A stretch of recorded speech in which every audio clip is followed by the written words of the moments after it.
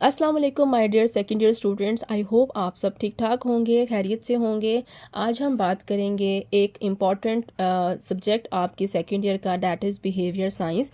Behaviour science एक बहुत छोटा सा सब्जेक्ट है जो कि आपके सेकंड ईयर फार्मेसी टेक्नीशियन के सिलेबस के अंदर मौजूद है। और मैंने कोशिश की है कि जितना भी ये टॉपिक है 5-6 पेज का जो है उसको नोट्स की शक्ल में कन्वर्ट किया है, और आज के लेक्चर में हम इस पूरे टॉपिक को, इस पूरे सब्जेक्ट को कवर करेंगे। तो सबसे पहले बात करते हैं what is behaviour science.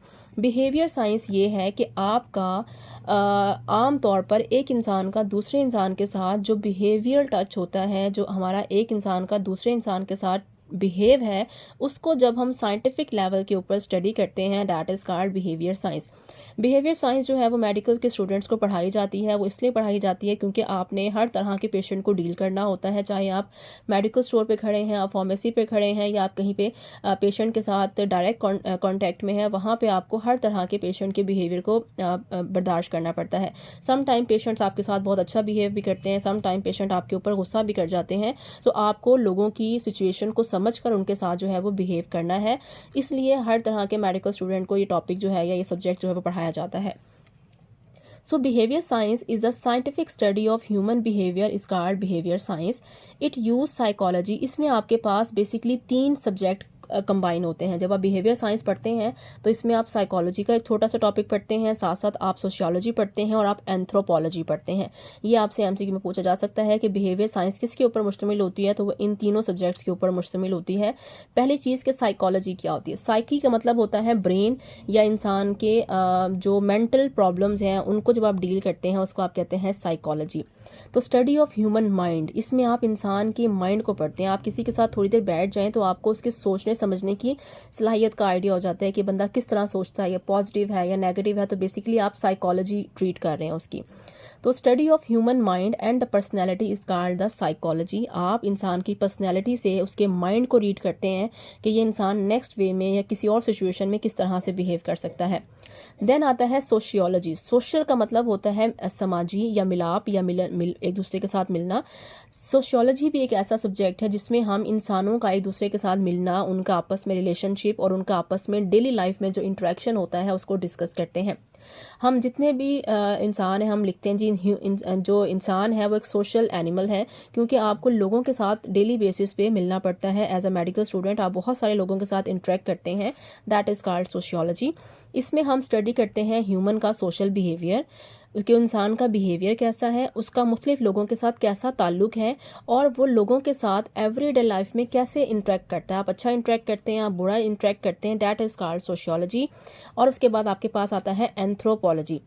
Anthropology basically होता है कि आप इंसान की, आपने अक्सर गौर किया होगा जब आप किसी के साथ मिलते हैं तो आप उसकी बैकग्राउंड के बारे में जानने में बहुत ज़्यादा इंटरेस्टेड होते हैं कि जी आप कौन हैं, आपके वालिद साहब क्या करते हैं, आपके बाओ अजदाद क्या है। अच्छा, आप पाकिस्तान से माइग्रेट होकर, आप इंडिया से माइग्रेट होकर आए, अच्छा आप पहले वहाँ रहते थे। तो ये इंसान की नेचर होती है कि उसको लोगों के बैकग्राउंड जानने में बड़ा इंटरेस्ट होता है। आपकी कास्ट क्या है, आपके फादर क्या करते हैं, दैट इज़ कॉल्ड एंथ्रोपोलॉजी। कि हम स्टडी करते हैं ह्यूमन की एवोल्यूशनरी हिस्ट्री। एवोल्यूशनरी का मतलब होता है आगाज़, कि इंसान कहाँ से पैदा हुआ था, वो कहाँ से जो है वो मूव करके यहाँ तक आया है, उसका कल्चर क्या है, वो उर्दू है, पंजाबी है, सिंधी है, सिख है, सराइकी है, क्या कल्चर है उसका, और डेवलपमेंट, और उसने वक्त के साथ साथ अपनी ज़िंदगी को कैसे बेहतर किया है। अगर आप इन चीज़ों को स्टडी करते हैं तो that is called anthropology. So behaviour science में आपके पास ये तीनों सब्जेक्ट जो हैं वो पढ़ाए जाते हैं। नेक्स्ट आपके पास आता है कि बिहेवियर साइंस की इंपॉर्टेंस क्या होती है और हम ये क्यों मेडिकल हिस्ट्री में बच्चों को पढ़ाते हैं, मेडिकल्स के स्टूडेंट्स को। तो behaviour science helps the physician in practising the holistic medicine. Holistic का मतलब होता है पाक, यानी कि आपको ये आइडिया होगा कि बहुत सारे जो मुस्लिम्स हैं वो बहुत सारी ऐसी चीज़ें हैं जो उनके नज़दीक हराम है, जैसे कि अल्कोहल हो गई, या बहुत सारे नारकोटिक्स या नशावर अद्वियात वो उनके लिए हराम है, बहुत सारे जानवरों का गोश्त उनके लिए हराम है। लेकिन कुछ ऐसे भी लोग हैं दुनिया में जो कि किसी और मज़हब से ताल्लुक़ रखते हैं, क्रिश्चन हो जाते हैं, हिंदू हो जाते हैं, या कोई और किसी भी रिलीजन के लोग होते हैं, सब बहुत रिस्पेक्टफुल हैं, बट ज़ाहिर है सबके अपने अपने कल्चर्स होते हैं। तो जो लोग हिंदू मज़हब से ताल्लुक़ रखते हैं या ईसाई मज़हब से ताल्लुक़ रखते हैं, वो बहुत सारी हमारी जो खुराक है वो उनसे डिफरेंट होती है। वो कुछ ऐसी चीज़ें हैं जिनका गोश्त वो नहीं खाते, या वो कुछ अल्कोहल का इस्तेमाल कर सकते हैं, या कुछ ऐसी चीज़ें हैं जो दूसरे मज़हब में हराम है बट उनके मज़हब में वो जायज़ है, सो वो इस्तेमाल करते हैं। इसलिए हमें बिहेवियर साइंस पढ़ाई जाती है कि आपने जब लोगों को ट्रीट करना है तो आपने इस बात का भी ख्याल रखना है कि उसका आपकी मेडिसिन से या आपकी ट्रीटमेंट से उसकी जो मजहबी रूह है उसको नुकसान ना पहुंचे। आप किसी भी मुस्लिम को कोई ऐसी मेडिसिन नहीं दे सकते जिसको पीने से उसको नशा हो सकता है या वो नशे का आदी बन सकता है, या किसी ऐसे जानवर का गोश्त से निकली हुई चीज़ उसको आप नहीं दे सकते जो कि हराम है। ठीक है, तो इसलिए आपको पेशेंट के जो बिहेवियर है उसके बारे में जानना ज़रूरी है, ताकि आप उसकी रिस्पेक्ट करते हुए, वो किसी भी रिलीजन से ताल्लुक़ रखता है, सबसे पहले वो हमारे लिए इंसान है और हमारे लिए रिस्पेक्टेबल है, हमने उसको उस वे में ट्रीट करना है। अदरवाइज़ अगर आप किसी मुस्लिम को किसी जो है वो ऐसे जानवर का गोश्त खिला दें या किसी ऐसे जानवर से निकली हुई मेडिसिन खिला दें जो हराम है, तो वो नेक्स्ट टाइम आपके पास नहीं आएगा। आपने क्या करना है, इस चीज़ का बहुत ख्याल रखना है, ताकि आपने उसको वो मेडिसिन देनी है जो कि होलिस्टिक है, यानी कि उसके मज़हब से रिलेट करती है। It helps the physician to improve the patient life in a better way. अगर आप लोगों के कल्चर्स को, उनके रिलीजन्स का रिस्पेक्ट करते हुए उनके साथ ट्रीट करेंगे, उनको उस तरह से डाइट बताएंगे या मेडिसिन बताएंगे जो कि उनके मज़हब में भी जायज़ और हलाल है, तो उनकी जो लाइफ जो है वो बेहतर हो सकती है और वो आपके ऊपर ज़्यादा ट्रस्ट करेंगे। सो अगर आपके पास क्वेश्चन आता है कि right a note on social behaviour and it's important, तो आप यहाँ से यहाँ तक का टॉपिक जो है वो लिख सकते हैं। उसके बाद नेक्स्ट क्वेश्चन वो आपसे दे सकता है पेपर में कि right a note on the social behaviour. ये था हमारे पास सोशल साइंस। अब आ जाता है कि हमारे पास सोशल बिहेवियर क्या होता है। सोशल बिहेवियर ये है कि हम सोशली या समाजी तौर पर लोगों के साथ कैसे इंटरेक्ट करते हैं, that is called social behaviour. It is the way people interact with the other people in a society. जब आप एक सोसाइटी में दूसरे लोगों के साथ इंटरेक्ट करते हैं तो आप अच्छा इंटरेक्ट करते हैं, बुरा इंटरेक्ट करते हैं, आप उनसे खुश दिली के साथ मिलते हैं, आप उनसे बुरे दिल के साथ मिलते हैं, आप उनके साथ खुलूस से मिलते हैं। ये सारा का सारा आपका बिहेवियर है। जितना अच्छा आपका बिहेवियर होगा उतना ज़्यादा पेशेंट या दूसरा इंसान जो है वो आपके लिए रिस्पेक्टफुल होगा और आपसे नेक्स्ट टाइम मिलने की वो क्या करेगा, ख्वाहिश करेगा। सोशल बिहेवियर के कुछ प्रिंसिपल्स होते हैं कि social behaviour is the goal oriented, कि सोशल बिहेवियर का कोई गोल होना चाहिए, कोई मकसद होना चाहिए। जब आप किसी से मिलते हैं सोशली तो आपको हमेशा कोशिश करनी चाहिए, आपका मकसद ये होना चाहिए कि सामने वाले को आपकी ज़ात से कोई तकलीफ ना पहुंचे, सामने वाला आपके साथ मिलकर अच्छा फील करें। That is the main goal of social behaviour. It is the continuous interaction between the person and the situation. और आप एक ही पर्सन के साथ या एक ही सिचुएशन के साथ बहुत दफ़ा इंट्रैक्शन में आते हैं। Person and situation influence on each other in a number of वे। बहुत सारे लोग और बहुत सारी सिचुएशंस आपके ऊपर असरअंदाज होती हैं। अगर आप किसी तकलीफ़ में हैं, किसी मुश्किल में हैं और कोई इंसान आपके साथ खड़ा हो जाए और सिर्फ ये कह दे कि मैं आपके साथ हूँ, तो आपकी आधी से ज़्यादा टेंशन कम हो जाती है। But on the other hand, अगर आप तकलीफ़ में हैं, परेशानी में हैं और सामने वाला आपकी लेग पुलिंग करना शुरू कर दे, आपको मज़ीद डिग्रेड करना शुरू कर दे, तो आप साइकोलॉजी तौर पर बहुत ज़्यादा डिस्टर्ब हो जाते हैं। आप नेक्स्ट जो है लोगों के साथ इंटरेक्ट करना पसंद नहीं करते। ठीक है, तो इस तरह से हमारा जो बिहेवियर है एक दूसरे के साथ वो हमारी लाइफ के ऊपर बहुत ज़्यादा इंटरेक्ट करता है। पेशेंट अगर आपके पास आता है और पेशेंट अगर बीमार है, वो मुश्किल में है, और आप उसको आगे से एडवाइस करना शुरू कर दें, आप उसको डांटना शुरू कर दें, आप उसको कहें जी तुम नहीं बच सकते और तुम्हारे पास पैसे नहीं है, तुम ये और वो, तो वो जाहिर है और मज़ीद डिप्रेस हो जाएगा। आप ये नहीं कहेंगे जी आप मर जाएंगे, हमेशा आपने उसको तसल्ली देनी है कि नहीं, अल्लाह करेगा इंशाल्लाह आप बेहतर हो जाएंगे, आपकी सेहत जो है वो वक्त के साथ साथ इंप्रूव हो जाएगी, बस आप ये मेडिसिन ठीक से इस्तेमाल करें। तो ये आपका बिहेवियर है। आप को मुख्तलिफ सिचुएशन से जिससे वो गुजर रहा है, कल को सबने गुजरना है। तो जितना आप लोगों के साथ सोशली अच्छा बिहेव करेंगे, आप मेडिकल की लाइफ को उतना ज़्यादा लोगों के सामने एक अच्छे तरीके से प्रेजेंट कर सकते हैं। सो नेक्स्ट क्वेश्चन हमारे पास हो सकता है कि what are the developmental stages of life. इंसान की ज़िंदगी में कितनी स्टेजेस आती हैं लाइफ के अंदर। तो इंसान की जो लाइफ है उसको 8 स्टेज के अंदर बिहेवियर साइंस डिफाइन करती है। वो कहते हैं जी सबसे पहले जो स्टेज होती है उसे आप कहते हैं इन्फेंट। इन्फेंट वो होता है जो कि अभी बच्चा पैदा हुआ है, पैदाइश से लेकर 8 माह के बच्चे को हम इन्फेंट कहते हैं। जब आप इन्फेंट होते हैं तो बर्थ से लेकर 8 माह का बच्चा इन्फेंट कहलाता है। उस दौरान उसको क्या चाहिए होता है, उसको मदर लव चाहिए होता है, माँ की मोहब्बत चाहिए, और उसको इस दौरान जो भी चीज़ मिलती है वो उसको मुंह में डालने की कोशिश करता है। सो हमने जो भी लाइफ के स्टेजेस हैं उनको हेडिंग दी है, और उस दौरान बच्चे में क्या क्या तब्दीलियाँ आती हैं वो हमने एक एक दो तब्दीली जो है वो ऐड की है।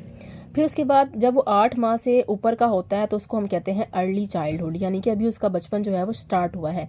8 माह से 3 साल का जो बच्चा होता है वो अर्ली चाइल्डहुड में आता है। उस दौरान वो स्पेसिफिक स्किल्स सीखता है, वो बोलना सीखता है, वो सुनना सीखता है, वो समझना सीखता है, वो रिस्पॉन्स करना सीखता है, वो चलना सीखता है, क्रॉल करना सीखता है। तो वो स्किल्स, आप उसको ABC पढ़ाना शुरू करें तो वो भी सीख जाता है, तो वो स्किल्स सीखता है। साथ साथ उसमें शेम क्रिएट होती है उसको कपड़े चेंज करते हुए या उसको वॉशरूम जाते हुए शेम का सामना होता है।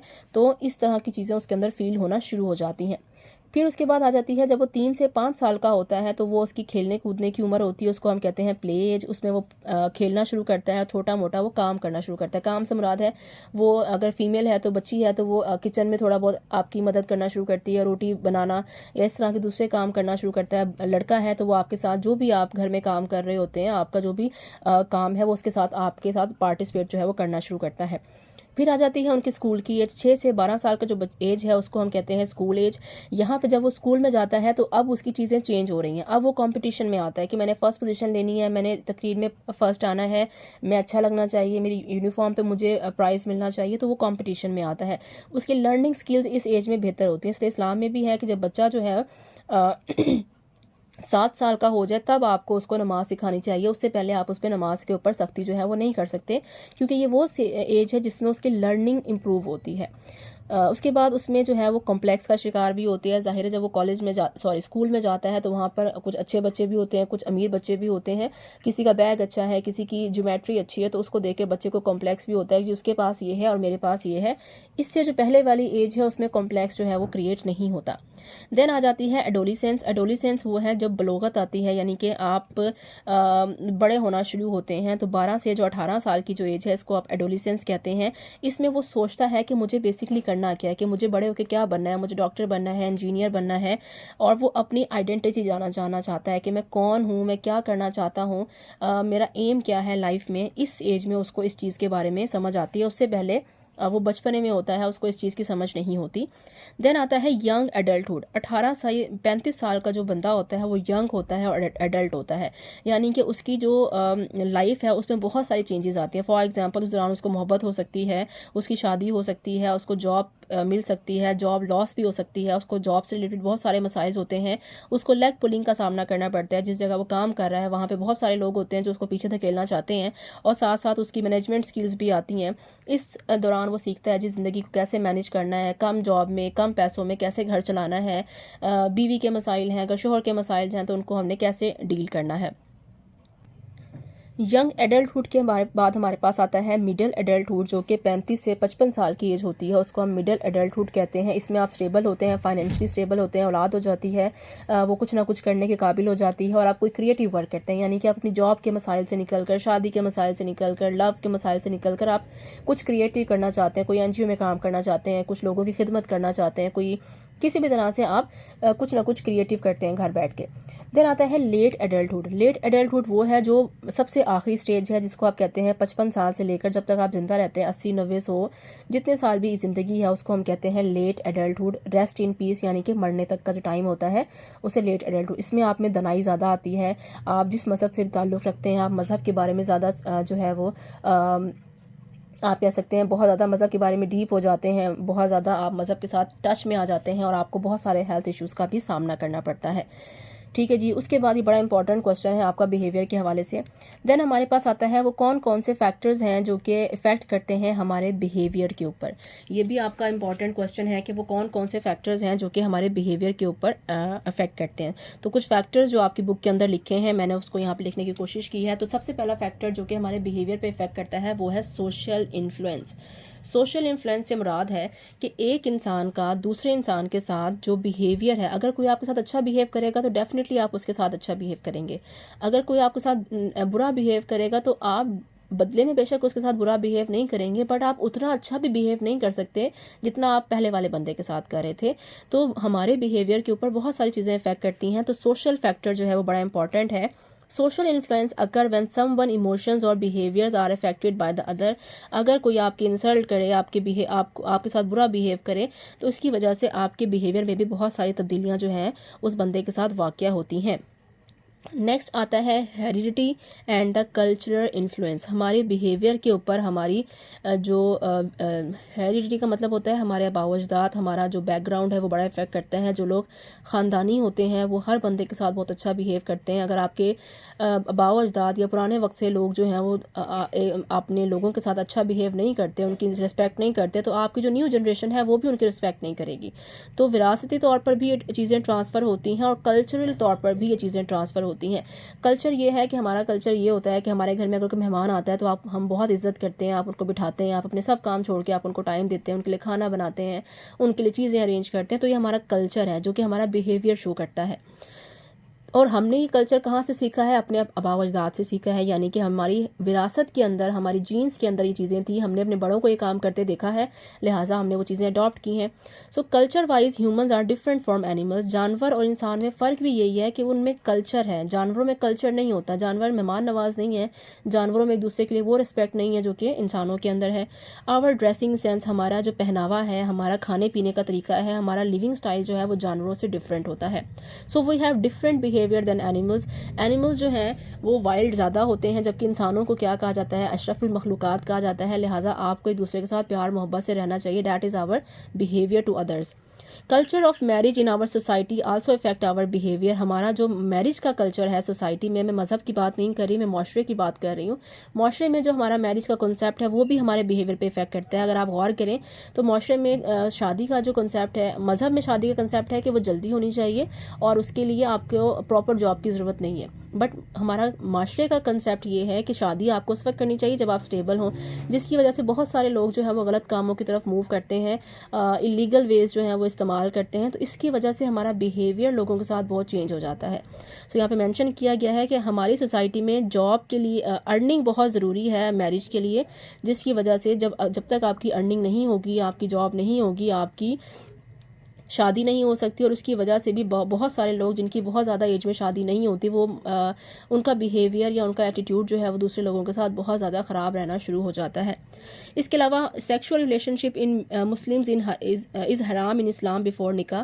इसी तरह से हमारा कल्चर ये है कि इस्लाम में कल्चर ये है कि निकाह से पहले जो सेक्सुअल रिलेशनशिप है वो हराम है। बट बहुत सारे दूसरे रिलीजन्स ऐसे हैं जिसमें जो ये रिलेशनशिप है वो अलाउ होता है, क्योंकि उनका अपना कल्चर है। Heredity also impact on child growth, learning and courage. आपकी जो विरासती खसूसियात हैं, आपके घर का जो इन्वायरमेंट है, आपके वालिदैन का जो बिहेवियर है, वो भी आपके बिहेवियर पे बहुत इफेक्ट डालता है। इसकी एग्जांपल हम ऐसे ले सकते हैं कि अगर आपके वालिदैन ऐसे हैं कि आपसे कोई गलती हो जाती है पर वो आपको डांटने के बजाय आपको समझाते हैं, आप अगर कमज़ोर हैं पढ़ाई में वो आपको मोटिवेट करते हैं और आपसे कहते हैं कि नहीं आप ऐसा कर सकते हैं, तो आप यकीन करें वो बच्चा जो है वो करना शुरू हो जाता है, वो पढ़ना शुरू हो जाता है। बट अगर आप कुछ अच्छा कर कर आते हैं, कुछ अचीव कर कर आते हैं, कुछ पढ़ते हैं, लेकिन आपको घर से कोई सपोर्ट नहीं मिलती, घर वाले आपको अप्रिशिएट नहीं करते, तो एटलीस्ट एट द एंड क्या होता है जी, बच्चे का मोराल जो है वो डाउन होता है और वो इस चीज़ों को वो छोड़ देता है, पढ़ना छोड़ देता है, या जिस काम में वो अप्रिसिएशन चाह रहा होता है उसको नहीं मिलती तो वो उससे उसका दिल ख़राब हो जाता है। So children who are supported and encourage by the parents, वो बच्चे जिनको वालिदैन की तरफ से इंकरेजमेंट मिलता है, सपोर्ट मिलती है, वो बहुत अच्छा ज़िंदगी में बिहेव करते हैं और उनका लोगों के साथ इंटरेक्शन बहुत अच्छा होता है, बहुत पॉजिटिव होता है। Their parents grow up and interact with society in a better way as compared to those children who are not encouraged by their parents. अगर पेरेंट्स बच्चों को encourage नहीं करते तो उस केस में क्या होता है, बच्चों का जो बिहेवियर है वो माशरे के साथ, अपने दोस्तों के साथ, अपने रिलेटिव्स के साथ वो बहुत बुरा होता है और वो वही चीज़ जो वालिदैन से सीखते हैं वो चीज़ें वो आगे माशरे के अंदर ट्रांसफ़र करते हैं। थर्ड फैक्टर जो हमारे पास आता है वो है एनवायरमेंटल इन्फ्लुएंस। हमारा जो माहौल है, हमारे जो माहौल में चीज़ें हैं वो भी हमारे बिहेवियर पे बहुत इफेक्ट करती हैं। पहली चीज़ है मेल न्यूट्रिशन। मेल न्यूट्रिशन से मुराद है कि खुराक का ना होना, गुर्बत होना। अगर वो बच्चे जिनको खाने पीने को कुछ नहीं मिलता, जो गरीब होते हैं या किसी वजह से वो ज़िंदगी की बेसिक सहूलियात या ज़रूरियात भी हासिल नहीं कर पाते, आप गौर करें तो उनका बिहेवियर बहुत रूड हो जाता है, उनको ज़माने की सख्ती जो है वो सख्त बना देती है।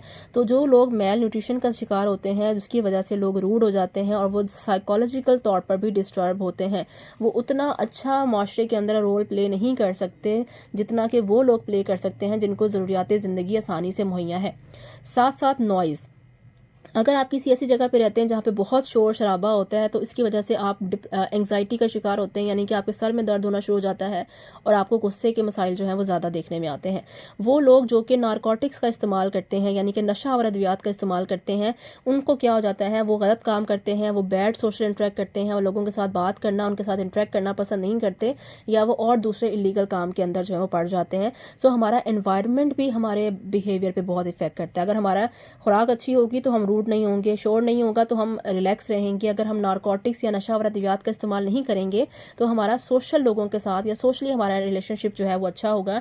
टीवी कमर्शियल्स भी हमारे बच्चों को जो है वो चेंज करते हैं, इसलिए टीवी के अंदर बच्चों को एक पॉजिटिव मैसेज देना चाहिए। जितना आप टीवी कमर्शियल्स में बच्चों को एक पॉजिटिव मैसेज देंगे, बच्चे वहाँ से सीखते हैं। जो चीज़ बच्चों के सामने परफॉर्म की जा रही होती है, बच्चे वहाँ से सीखते हैं। तो टीवी कमर्शियल्स भी हमारे एनवायरनमेंट के ऊपर एक अच्छा इफेक्ट डालते हैं।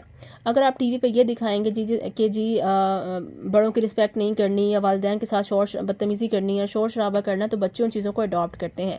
अगर हम अपना कल्चर टीवी कमर्शियल्स के ज़रिए से दिखाना शुरू करेंगे तो हमारे बच्चे जो है वो उसको देखकर अपना जो नेक्स्ट फ्यूचर है या बिहेवियर है उसको बेहतर करेंगे। देन है साइकोलॉजिकल इन्वायरमेंट। साइकोलॉजिकल इन्वायरमेंट से मुराद है कि जिस इन्वायरमेंट के अंदर आपने अपने बच्चे को रखा हुआ है। अगर आप घर में वालिदैन एक दूसरे के ऊपर चीखते हैं, चिल्लाते हैं, लड़ते हैं, तो वो चीज़ बच्चे की साइकी के ऊपर, दिमाग के ऊपर इफेक्ट करती है। बच्चा वही चीज़ें सीखता है, वो डरपोक हो जाता है, वो लोगों से इंटरेक्ट नहीं करता, वो गलत लोगों की तरफ माइल होता है क्योंकि उसे वहाँ से मोहब्बत मिल रही होती है, वो वालिदैन से दूर हो जाता है। तो ये हमारा साइकोलॉजिकल इन्वायरमेंट है। अपने बच्चों के साथ, अपने जो भी आपके प्यारे हैं उनके साथ एक अच्छा रिलेशनशिप रखना, उनको मोटिवेट करना, ये हमारा फ़र्ज़ है। इससे क्या होता है जी, हमारा उन बच्चों का बिहेवियर जो है वो बेहतर होता है। Behaviour of parents and siblings can make the child depress. आप माँ बाप का बिहेवियर और बच्चों का बिहेवियर जो है वो एक दूसरे के ऊपर इफेक्ट करता है। अगर आपके बहन भाई, सिबलिंग्स होता है, बहन भाई आपके साथ अच्छा बिहेव नहीं करते तो आप क्या हो जाते हैं, डिप्रेस हो जाते हैं और लेस मोटिवेटेड जो है वो आप हो जाते हैं। यानी कि अगर अच्छा बिहेव करेंगे तो आप मोटिवेटेड हो जाएंगे, अगर वो बुरा बिहेव करेंगे तो आप क्या हो जाएंगे, डिप्रेस हो जाएंगे। और लास्ट जो टॉपिक है इस सब्जेक्ट का वो है mental health and the applied psychology. Mental health basically क्या होती है? मेंटल हेल्थ से मुराद है कि हमारे इमोशंस, हमारा माइंडसेट और हमारा लोगों के साथ इंटरेक्शन जो है वो मेंटल हेल्थ में आता है। हम इमोशनल तौर पर जितने स्ट्रॉन्ग होंगे, हम जितने एक्टिव होंगे, उतना ज़्यादा हम लोगों के साथ जो है वो अच्छा बिहेव करेंगे। सो मेंटल हेल्थ में हमारे पास 3 चीज़ें आती हैं: emotional health, psychological health and the social wellbeing, यानी फलाह व बहबूद। It affects how we think, feel and act. ये इफ़ेक्ट करती है कि हम कैसे सोचते हैं, कैसे महसूस करते हैं और उसके बेस पर हम कैसे रिएक्ट करते हैं। अगर हम बहुत खुश हैं, हम अच्छा महसूस करते हैं तो हम सामने वाले के साथ भी अच्छा बिहेव करेंगे। अगर हम डिप्रेस हैं, टेंशन में हैं, तो हम सामने वाले के साथ भी बुरा बिहेव करेंगे। सो हमारी इमोशंस, हमारा माइंडसेट हमारे लोगों के साथ बिहेवियर पे बहुत ज़्यादा इफेक्ट करता है। Mental illness can occur when brain is not working well. अगर कोई इशू हो गया है, कोई मसला हो गया, जॉब चली गई है, या घर में कोई इशू हो गया, कोई किसी की डेथ हो गई है, तो उससे आपकी मेंटल हेल्थ पे बहुत इफेक्ट पड़ता है और आपका लोगों के साथ बिहेवियर जो है वो चेंज हो जाता है। It is not easy to avoid stress. ये आम सी बात है कि ज़ाहिर है किसी भी चीज़ का आपको स्ट्रेस है, शादी का है, जॉब का है, पढ़ाई का है, उसको अवॉइड करना आसान नहीं है। चाहे वो स्ट्रेस आपके घर में है, स्कूल में है, वर्क प्लेस पे है, बट फीलिंग सैड, बट उस स्ट्रेस की वजह से आप अपने आप को अफसोस में ले जाएं, ना उम्मीदी में ले जाएं, तो ये एक अलामत है मेंटल इलनेस की। अगर आपकी जॉब चलेगी तो नो डाउट सबको स्ट्रेस होगा, सबको टेंशन होगी, बट उस स्ट्रेस की वजह से आप ये कहें कि जी मैं डिप्रेस होकर कमरे में बंद हो जाऊंगा, मैंने नेक्स्ट कोशिश ही नहीं करनी, तो वो मेंटल हेल्थ आपकी ख़राब हो रही है। अगर आपकी जॉब चली गई तो कल आपने ये सोचना है कि इंशाल्लाह मैंने नेक्स्ट कहीं और जॉब मिल जाएगी, इससे बेहतर मिल जाएगी। That is the positivity, that is the behaviour, कि आपने अपने इर्द गिर्द जो लोग हैं उनको मोटिवेट रखना है ताकि उनकी मेंटल हेल्थ जो है वो किसी तरह से कॉम्प्रोमाइज़ ना हो। बट ऐसा भी होता है कि हमारे पास बहुत सारे ऐसे केसेस आते हैं, ऐसे लोग होते हैं जो कि मेंटल हेल्थ से गुजर रहे होते हैं, उनकी ज़िंदगी में कोई ना कोई मिसहैप हुआ है, खुदा न खासा कोई पेपर में फ़ेल हो गया है, कोई किसी की डेथ हो गई है, किसी का कोई प्यारा छोड़ के चला गया है, किसी भी तरह के मसाइल हो सकते हैं जिसकी वजह से वो लोग डिप्रेशन में चले जाते हैं, वो अपने आप को लोगों से अलग कर लेते हैं। फिर हमने क्या करना है, हमने उनकी ट्रीटमेंट कैसे करनी होती है, हम उनके ऊपर साइकोलॉजी अप्लाई करते हैं। हमारे पास डॉक्टर्स होते हैं जिनको हम साइकोलॉजिस्ट कहते हैं। साइकोलॉजिस्ट जो हैं वो आपके साथ बात करते हैं, आपके साथ इंटरेक्शन करते हैं, आपकी प्रॉब्लम्स को सुनते हैं और फिर आपको बातों के ज़रिए से उस प्रॉब्लम का हल बताते हैं। That is called applied psychology. Psychology क्या था कि इंसान के ब्रेन को अंडरस्टैंड करना, और अप्लाइड का मतलब है कि अब आपने लोगों के ब्रेन को अंडरस्टैंड करते हुए, उनके मसाइल को ठीक करते हुए आपने अपनी साइंस को, अपनी नॉलेज को वहाँ पे अप्लाई करना है। It is the use of psychological theory. आप क्योंकि साइकोलॉजी का सब्जेक्ट पढ़ते हैं तो उसमें आप बहुत सारी थ्योरीज पढ़ते हैं कि अगर कोई डिप्रेस पेशेंट होगा तो हमने इसको ऐसे ट्रीट करना है, कोई पागलपन का पेशेंट होगा तो उसको हमने ऐसे ट्रीट करना है। तो हम, हमारी जो थ्योरीज हमने पढ़ी हुई होती हैं किताबों के अंदर, हम उनको लोगों के ऊपर, लोगों की रियल सिचुएशंस के ऊपर अप्लाई करते हैं और उनकी प्रॉब्लम्स को ओवरकम करने की या उनकी प्रॉब्लम्स को ठीक करने की कोशिश करते हैं। यानी कि अपने नॉलेज के ज़रिए से, किताबों के ज़रिए से, अपने इल्म के ज़रिए से लोगों के मसाइल को सुनना और उनकी रियल सिचुएशंस में उन प्रॉब्लम्स को हल करने की कोशिश करना इज कॉल्ड अप्लाइड साइकोलॉजी। अब साइकोथेरेपी क्या होती है? साइकोथेरेपी होती है कि हम मेंटल कंडीशंस का इलाज करते हैं। इसमें हम दवाइयों की बजाय हम वर्बल कम्युनिकेशन करते हैं। वर्बल कम्युनिकेशन क्या होती है? अल्फाज के ज़रिए से, बात के ज़रिए से, हौसले के ज़रिए से, उम्मीद के ज़रिए से किसी को सुन के हम उनका इलाज करते हैं। That is called psychotherapy.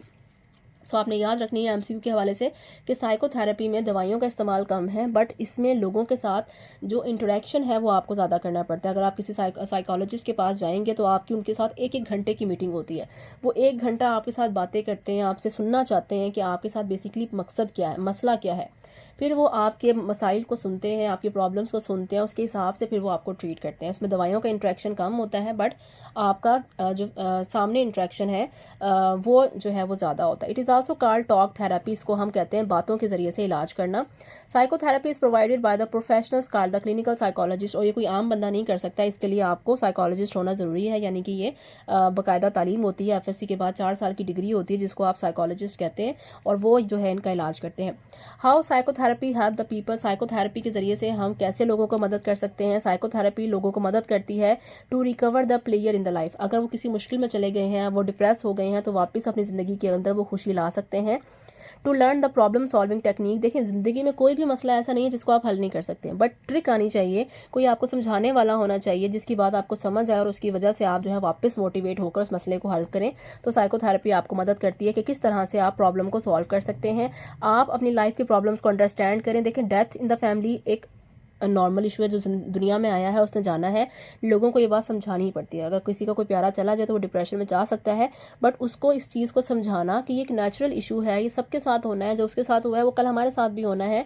साथ साथ जॉब का जाना कोई बड़ी बात नहीं है, जॉब जाती है, न्यू आ जाती है। डिवोर्स होना कोई नॉट अ बिग डील। अगर आपकी किसी के साथ अच्छी नहीं बन रही और आप मेंटल स्ट्रेस में हैं तो उससे बेहतर है कि डिवोर्स हो जाए। डिवोर्स अगर होगी, नो डाउट ये एक बुरा अमल है, बट आपके मेंटल सेटिस्फेक्शन से बुरा नहीं है, आपकी मेंटल सेटिस्फेक्शन सबसे इंपॉर्टेंट है।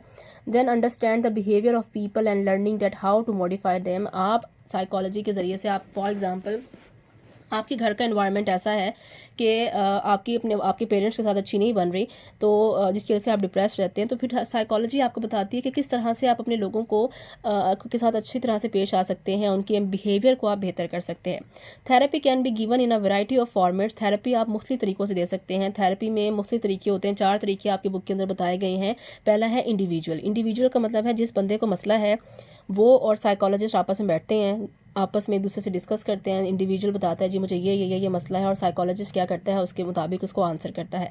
फिर आता है ग्रुप साइकोथेरेपी। ग्रुप में क्या होता है कि फॉर एग्जांपल आपके घर में किसी को कोई इशू है, साइकोलॉजिकल इशू है, और वो आपकी फैमिली पूरी की पूरी जो है वो जाकर डॉक्टर के साथ डिस्कस करती है। डॉक्टर आप पहले तो आपके पेशेंट के साथ डील करता है, फिर वो पूरी फैमिली के साथ बात करके उन्हें बताता है कि आप लोग अपने बिहेवियर में ये चेंजेस करें ताकि वो जो बंदा आपके साथ रह रहा है वो आपके बिहेवियर से मुतासिर हो और वो अपनी इस सिचुएशन से बाहर निकले। देन आता है कपल्स के अंदर बहुत सारे मसाइल होते हैं जी। सम टाइम ऐसा है जी डिवोर्स तक बात पहुंच जाती है, तो दोनों जो पार्टनर्स होते हैं, मेल और फीमेल, मियाँ बीवी, उन दोनों को बिठाया जाता है और दोनों के मसाइल सुनकर उनका जो है वो हल निकाला जाता है।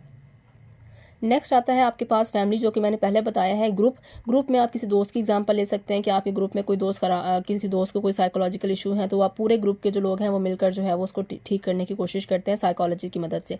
इस तरह से फैमिली में भी हो सकता है कि फैमिली में कोई बंदा बीमार है, मेंटली तौर पर स्टेबल नहीं है, तो पूरे फैमिली मेम्बर्स जो है वो जो साइकेट्रिस्ट है उसके साथ मिलकर इस मसले को जो है वो हल करने की कोशिश करते हैं और अपने प्यारे को इस सिचुएशन से बाहर निकालते हैं।